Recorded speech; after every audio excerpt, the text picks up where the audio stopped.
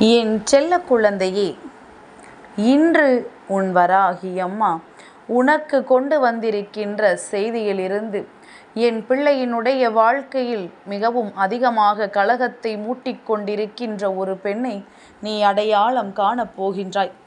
என் பிள்ளையே, உன்னுடைய குடும்பத்தில் சில காலமாக பிரச்சனைகள் சற்று அதிகமாக இருந்து கொண்டிருந்தது.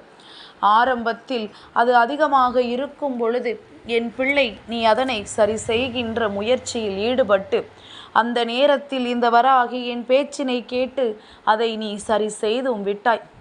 ஆனால் மீண்டும் இப்பொழுது உனக்கு ஒரு பிரச்சனை தலை தூக்க தொடங்கி இருக்கின்றது. உன்னுடைய குடும்பத்தில் எப்பொழுதும் சண்டைகளும் சச்சரவுகளும் குழப்பங்களும் அதிகமாக இருந்து கொண்டிருக்கின்றது. இதிலிருந்து எப்படி விடுபடுவது, இதிலிருந்து எப்படி மீண்டு வருவது என்று என் பிள்ளை நீ யோசித்து கொண்டிருக்கின்றாய். இந்த நேரத்தில் என் குழந்தை, உன் வாழ்க்கையில் இத்தனை பிரச்சனைகளுக்கும் காரணமாக இருப்பவர்களை உன்னால் சரியாக அடையாளம் காண முடியவில்லை. ஏனென்றால் நீதான் எல்லோரையும் எளிதாக நம்பி விடுவாய் அல்லவா? எல்லோரையும் நல்லவர் என்று நினைக்கின்ற வெள்ளந்தி மனம் படைத்த என் பிள்ளை அல்லவா? நிச்சயமாக உன்னுடைய இந்த மனதிற்கு உன் வாழ்க்கையில் நடக்கின்ற பல பிரச்சனைகளுக்கு காரணமானவர்களை உன்னால் கண்டறிய முடிவது சற்று கடினமான விஷயமாக மாறிவிட்டது.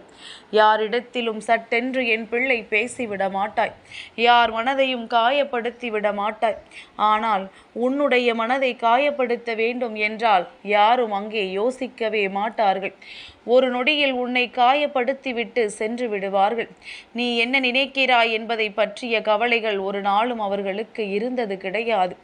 ஆனால் என் பிள்ளையே, இதுதான் இவர்களை கண்டறிவதற்கான மிக பெரியதொரு படி.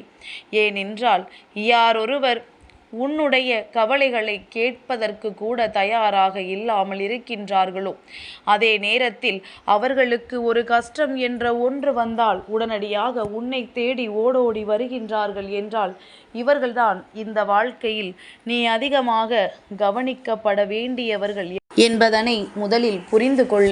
என் பிள்ளையே, இந்த வாழ்க்கை அவ்வளவு எளிதாக எந்த ஒரு விஷயத்தையும் உனக்கு காண்பித்து விடுவதில்லை. சட்டென்று எந்த ஒரு விஷயத்தையும் உனக்கு புரிய வைப்பதில்லை.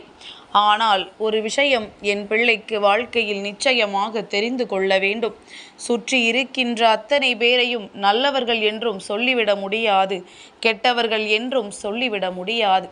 எதுவாக இருந்தாலுமே இந்த வாழ்க்கை உனக்கு கொடுக்கின்ற ஒவ்வொரு சந்தோஷங்களையும் என் பிள்ளை தெளிவாக புரிந்து கொண்டு அதற்கு ஏற்றது போலத்தான் என் பிள்ளை நீ வாழ்ந்து காட்டியாக வேண்டும். ஆனால் உனக்கு சில விஷயங்கள் புரிதலின்மையினால் பல நன்மைகளை நீ இந்த வாழ்க்கையில் தொலைத்திருக்கின்றாய். உனக்கு கிடைக்கவிருக்கின்ற ஒவ்வொரு நன்மைகளையும் நீ இழந்திருக்கின்றாய்.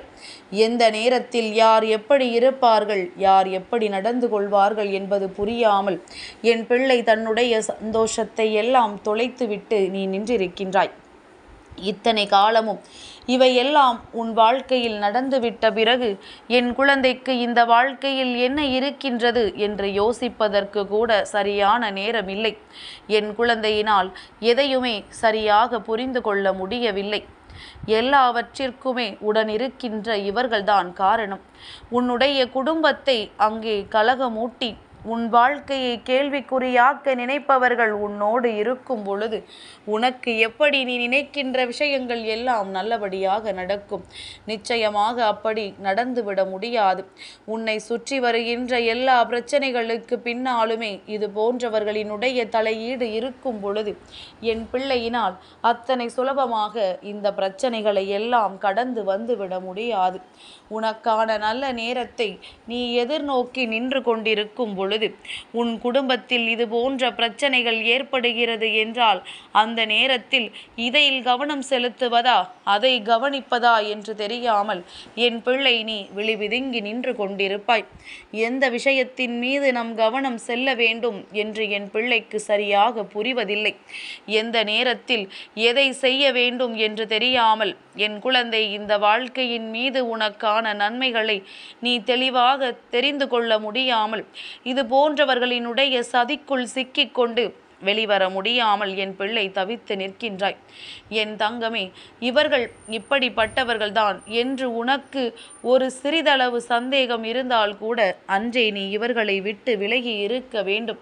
தேவையில்லாது அதில் தலையிட்டதனுடைய பலன்தான் இன்று இத்தனை பிரச்சனைகள் உன்னை வாட்டி வதைத்து கொண்டிருக்கின்றது என்பதனை முதலில் நீ புரிந்து கொள்ள வேண்டும்.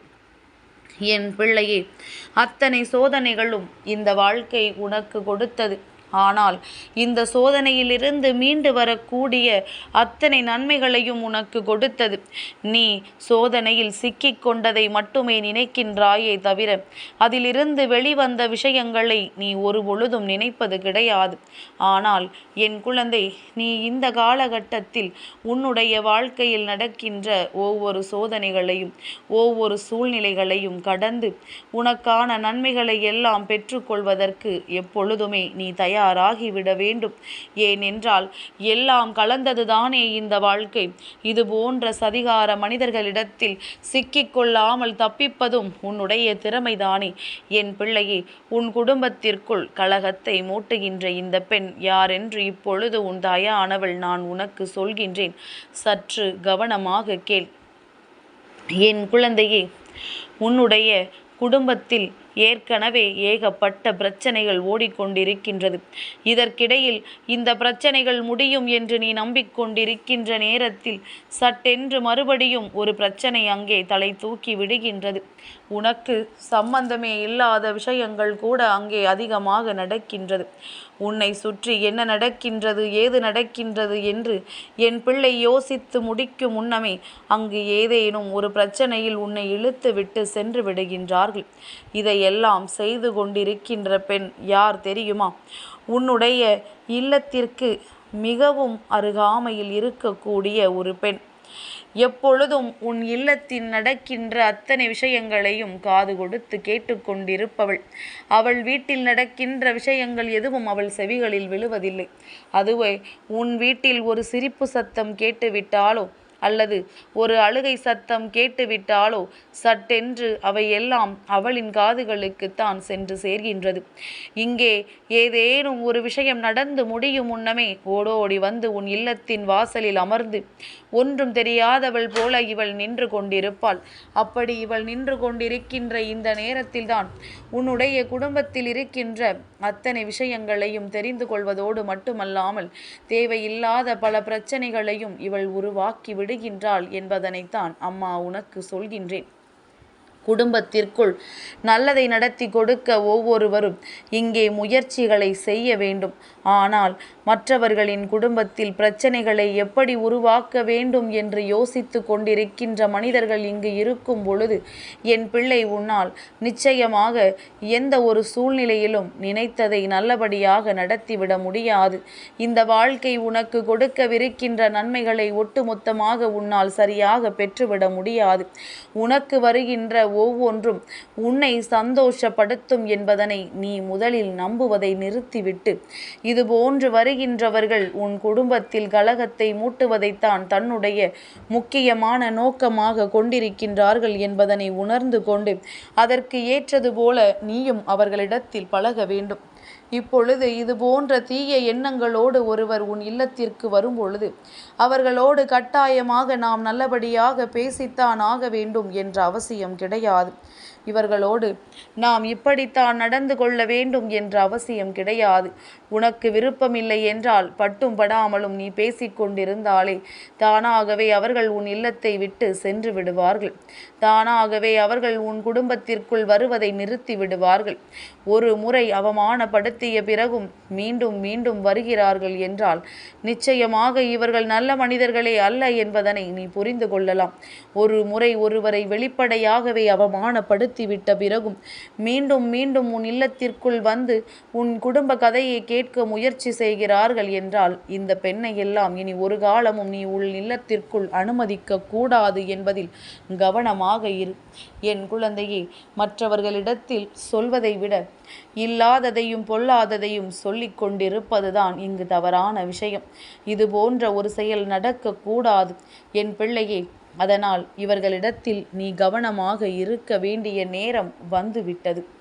என் செல்ல குழந்தைக்கு இந்த வராகி அம்மாவினுடைய ஆசீர்வாதங்கள் எப்பொழுதுமே முழுமையாக கிடைக்கும்.